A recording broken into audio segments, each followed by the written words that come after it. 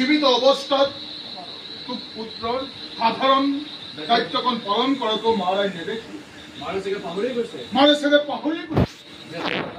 তেতিয়াহ'লে এটা পুতেক আছে আজি তোক হঠাতে মুখাগ্নি কৰা দেখিলে মাৰে আত্মাই মোটেই দুখী কৰবাৰ পৰা এটা অচিনাকি মানুহ আনি তেওঁৰ হাতেৰে মুখাগ্নি কৰা বুলি ভাবি এইবোৰ তুমি কি কৈছা কথা জানো এই ৰাজনীতি পথাৰখনত তই এটা দক্ষ খেলুৱৈ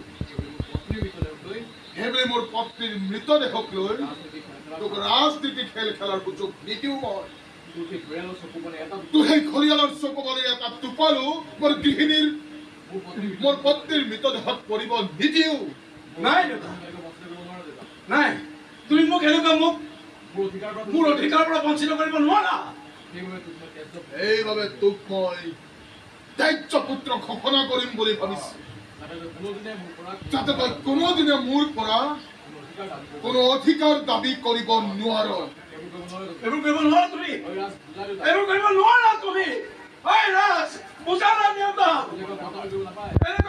বদনামী কৰিব নাপায়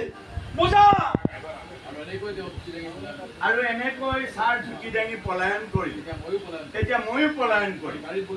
আৰু গাড়ীত বহি বহি গণনা কৰি যাম শনি ৰাহু আৰু কেতুৱে তেওঁ কোনটো